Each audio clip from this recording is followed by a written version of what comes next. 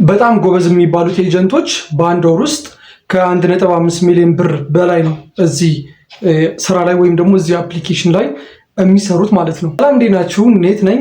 እንኳን ወደ ኔት ፋርምስ ቻናል በሰላም መጣችሁ። በዛሬ ቪዲዮአችን ስለ ስራው በደንብ ዲቴል ማብራሪያ ወይም ደግሞ ስለ ሀል አፕሊኬሽን ሙሉ ኢንፎርሜሽን የምሰጣችሁ ይሆናል። እንዴት ነው የሚከፍለው? ለምንድን ነው የሚከፍለው? አፑ ለምንድን ነው የተሰራው? እና ደግሞ ከተሰራ ምን ያክል ጊዜ ሆነው? ኢንቨስትመንት ያስፈልገናል ወይ? በስንት ቀን ተከፋይ መሆን እንችላለን? ፊታችንስ እናሳያለን ወይ? እና በመጨረሻ ደግሞ የሰራነውን ብር በምን መቀበል እንችላለን የሚለውን ነገር በዚህ ቪዲዮ ሙሉ አጠቃለን የምናየው ይሆናል። ይህንን ቤት ሰብስክራይብ በማድረግ እና ላይክ በማድረግ ጀምሩት። ወደ መጀመሪያ ጥያቄያችን ስንመጣ ምንድነው አፕሊኬሽኑ የተሰራበት ለምንድን ነው? ወይም ደግሞ የተሰራበት ሀሳብ ለምንድን ነው? አፑ ለምንድን ነው ክሬት የተደረገው የሚለው ነገር መመለስ ይኖርብናል ማለት ነው።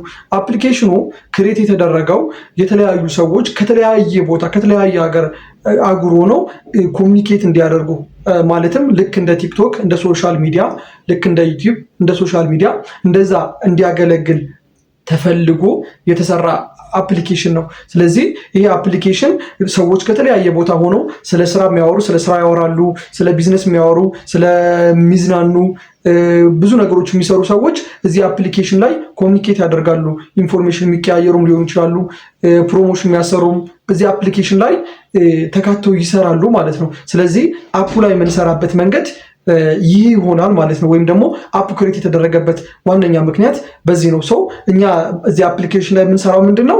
ዋነኛ ስራችን ምንድነው? ቢዝነስ ነው። ስለዚህ ገቢያችን ወይም ደግሞ ብራችን ላይ ነው ፎከስ አድርገን ይህን ቪዲዮ የምንሰራው ማለት ነው።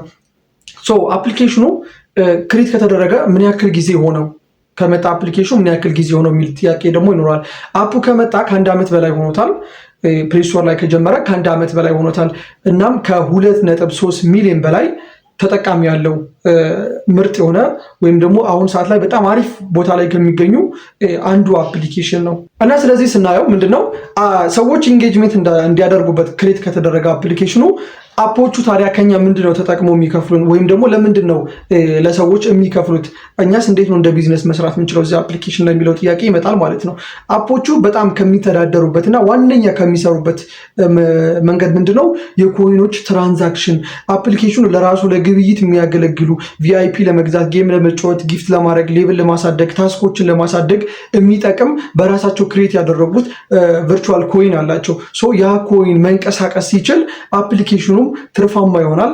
ኤጀንቶችም እዛ አፕሊኬሽን የሚሰሩ የኮይን ነጋዴዎችም ትርፋማ ይሆናሉ ማለት ነው። የዚህ ኮይን ትራንዛክሽን በሚደረግበት ጊዜ አንድ ሰው ለራሱ ጊፍት በሚያደርግበት ጊዜ 30% አፑ ይቆርጣል፣ 70% ደግሞ ለሰው ይሰጠዋል። ስለዚህ አፕሊኬሽኑ በሚያተርፈው ነገር ምንድነው? ከጊፍቶቹን ስንቀያየር፣ ሌቭሎቹን አፕግሬድ ስናደርግ፣ ታስኮቹን ስናሳድግ፣ ከሰው ጊፍት ስንቀበል፣ ሰው ጊፍት ስንሰጥ በዛን ጊዜ ከሚከናወኑ ትራንዛክሽኖች አፕሊኬሽኑ ትርፋማ ይሆናል ማለት ነው።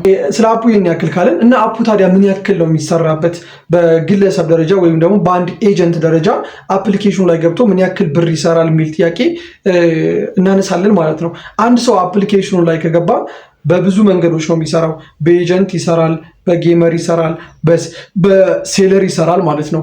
ኤጀንት ሆኖ የሚሰራ ሰው ቅድም እንደነገርኳችሁ በጣም ጎበዝ የሚባሉ ኤጀንቶች ከ1.5 ሚሊዮን ብር በላይ ይሰሩበታል። ከዛም በላይ እስከ 2 እስከ 3 የሚሰሩ ሰዎች አሉ እና እንደኔ አይነት አዳዲስ ኤጀንቶች ደግሞ በወር ከ60 ሺህ እስከ 90 ሺህ ብር እኔ አሁን ራሱ ባለውበት በሁለተኛ ወሬ እየሰራው ነው የምገኘው ማለት ነው። ይሄ በምንድነው? በኤጀንትነት ወይም ደግሞ ቲም ቢውልድ በማድረግ የምንሰራው ማለት ነው። ኮይን ሴለር ደግሞ ኮይኖችን ከአፕሊኬሽኑ እየሸጣችሁ እየገዛችሁ የምትሰሩበት መንገድ ነው። ጌሞች ደግሞ አፑ ላይ ያሉ ጌሞችን እነዛ ጌሞችን በመጫወት የምትሰሩበት ነው። ስለዚህ ታዲያ አፕሊኬሽኑ ኢንቨስት ይፈልጋል ለመጀመር ወይስ አይፈልግም ነው? ይህንንም ጥያቄ እንመልሰዋለን ማለት ነው። አንድ ሰው በኤጀንትነት ነው መስራት የምፈልገው፣ እኔ ቲም ቢውልድ አድርጌ ሰዎቹን አስተምሬ ለራሴ ስለ አፑ አውቄ ጋይድ አድርጌ ሰዎቹን በማስተባበር ነው መስራት የምፈልገው፣ በዛ ነው የምሰራው እስካለ አንድ ሰው ምንም አይነት ኢንቨስት የሚያደርገው ነገር አይኖርም። ምንም ኢንቨስት ሲያደርግ መስራት ይችላል። ነገር ግን በኮይን ነጋዴነት ነው መስራት የሚፈልገው ካለ ደግሞ ያ ሰው ኮይን ለመነገድ ወይም ደግሞ ኮይኖችን ለመሸጥ መጀመሪያ መግዛት ስለሚኖርበት የተወሰነ ያክል ኢንቨስትመንት ያስፈልገዋል ማለት ነው። ስለዚህ በጌም ስናየው ደግሞ ምንድነው ኢንቨስትም ሊያስፈልገውም ይችላል ላያስፈልገውም ይችላል። ጌም ሁለቱም ላይ ነው የሚመደበው ማለት ነው። ስለዚህ አፑ ላይ በዚህ መልኩ ነው የምንሰሩት እና እሺ ከሰራን በኋላ ታዲያ ብራችን በምንድን ነው የምንቀበለው? ሰራን፣ እሺ ኤጀንት ሆንን፣ ጌመር ሆንን፣ ሴለር፣ ቀጥታ ብራችሁን የምትቀበሉት ንግድ ባንክ አለው፣ ቴሌ ብር፣ አዋሽ፣ አቢሲኒያ አለ እና ሌላ ሜትዶች ደግሞ ኦሮሚያ ባንክ አለ። ብዙ ባንኮች ነው ያሉት። ከዛ ውጭ ደግሞ ምንድነው ባይናንስ አለ፣ ባይቢት፣ ቢትጌት ላይክ ዋሬቨር እነዛ ሴንትራል ኤክስቼንጆች በሚባሉት በነዛም ዊዝድሮ ማድረግ ትችላላችሁ። ዊዝድሮዋል ታይሙ ከ24 ሰዓት ውስጥ ነው የሚለው። በ24 ሰዓት ውስጥ አንዳንድ ጊዜ በ30 ደቂቃ አንዳንድ ጊዜ በአንድ ሰዓት ነው የሚገባው። ብዙ ጊዜ አይፈጅም፣ እስፔሻሊ በባንክ ዊዝድሮ የምታደርጉ ከሆነ ማለት ነው። ስለዚህ የሰራችሁትን በባንክ ወጪ ማድረግ ቻላችሁ ማለት በጣም ትልቅ ኦፖርቹኒቲ ነው፣ በጣም ትልቅ እድል ነው ብዬ አስባለሁ። ሌላ ጥያቄ የሚሆነው ደግሞ ምንድነው አፑ ላይ ከገባን ታዲያ በስንት ቀን ነው ተከፋይ መሆን የምንችለው እና ስንሰራስ ፊታችን ማሳየት ይጠበቅብናል ወይ? አብዛኛው ጊዜ የምጠየቃቸው ጥያቄዎች። አንድ ሰው አፑ ላይ ከገባ በጣም ጎበዝ ከሆነ እንደነገርኳችሁ አሁን እኔ በቀን ከ2000 እስከ 3000 ብር ነው የምሰራው በዚህ አፕሊኬሽን። ጎበዝ ከሆናችሁ እናንተም ይህን በዚህ ደረጃ ላይ ተከፋይ መሆን በደንብ አድርጋችሁ ትችላላችሁ። አንድ ሰው ዛሬ ገብቶ ታስክ ብቻ ፎከስ አድርጎ የሚሰራ ወይም ደግሞ አፑ የሚሰጠውን ነገር ስጠኝ እያለ ብቻ የሚሰራ ከሆነ ሜቢ 1 ወርም 2 ወርም ከዛም በላይ ሊፈጅበት ይችላል። ነገር ግን ቅድም እንደነገርኳችሁ በአንደኛው መንገድ መርጣችሁ የምትሰሩ ከሆነ ግን በሴለር፣ በጌመር፣ በኤጀንት የምትሰሩ ከሆነ ግን በ3 ቀንም በሳምንትም በ1 ወርም ተከፋይ መሆን ትችላላችሁ። ስፔሻሊ በኤጀንት የምትሰሩ ሰዎች ቋሚ ተከፋይ የሆናችሁ ስለምትሄዱ በጣም ጥሩ ያደርገዋል ማለት ነው። ሌላ ጥያቄያችን ምንድነው ፊታችን ማሳየት ያስፈልጋል ወይ ነው። ፊታችሁ በምንም ታምር ማሳየት አይጠበቅባችሁም። ፌስለስ ነው የምትሰሩት። በምታወሩበትም ሰዓት ከሰው ጋር በቻት በምታደርጉበትም ሰዓት ምንም አይነት ፊታችሁን ማሳየት አይጠበቅባችሁም። እየሄዳችሁም የሮጣችሁም ላይ ታክሲ ላይም ሆኑ ተኝታችሁም ሆኑ ዋሬቨር ፊታችሁ ፍሬም ውስጥ ወይም ደግሞ ፊታችሁ ማሳየት ስለማይጠበቅባችሁ ቀለል አድርጋችሁ ነው የምትሰሩት። በጣም በቀላሉ ማለት ነው። ስለዚህ ፊት ማሳየት አይጠበቅባችሁም። ኢንቨስትም ደግሞ በሁለቱ ከፍለነዋል። ሌላ ጥያቄያችን የሚሆነው ታዲያ ምንድነው አንድ ሰው እዚህ አፕሊኬሽን ላይ ለመጀመር ማወቅ ያለበት ነገር ምንድን ነው? ከመጀመሩ በፊት እንደኔ ማወቅ አለበት ብዬ የማስበው ነገር ምንድነው? አንዳንድ ነገሮች አሉ። እነሱ ምንድናቸው? አፑ በጣም ነው የሚከፍለው። እንደነገርኳችሁ በወር 1.5 ሚሊዮን ማለት ኢትስ ሎትስ ኦፍ ማኒ እና ያ ደረጃ ላይ ተከፋይ ለመሆን የሆነ ሰርቪስ መስጠት አለባችሁ። በቃ የሆነ ሰርቪስ እስከሰጣችሁ ድረስ ትከፈላላችሁ። ካልሆነ ድረስ ግን ምንም አትከፈሉም። ስልክና ኢንተርኔት አክሰስ አላችሁ። ገብታችሁ ሜቢ ታስክ ቁጭ ብላችሁ የሆነ ያክል ልትሰሩ ትችላላችሁ።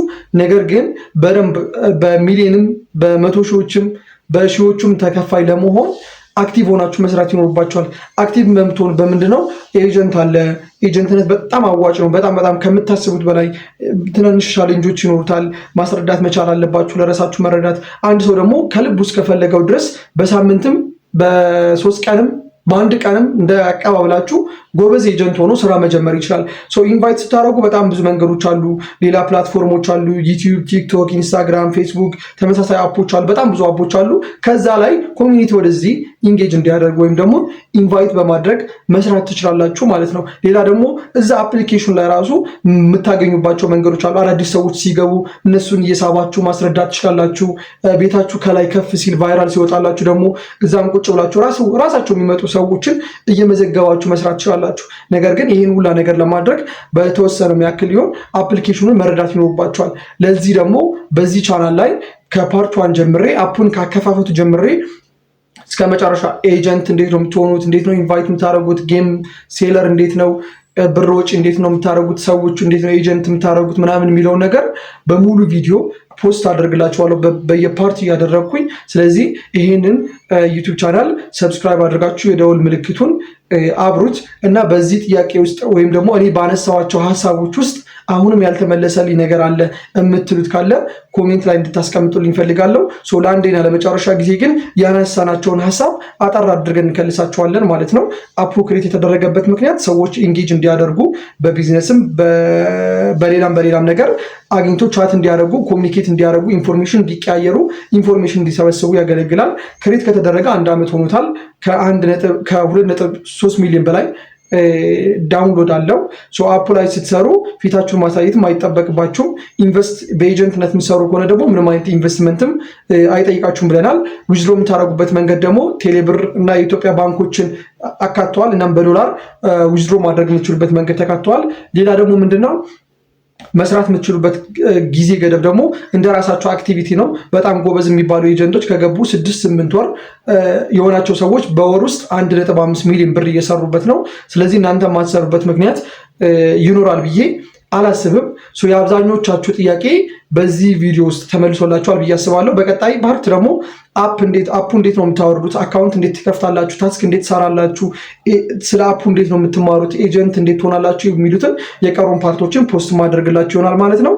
ቀጣይ ፓርት ላይ እንገናኝ። ይመቻችሁ።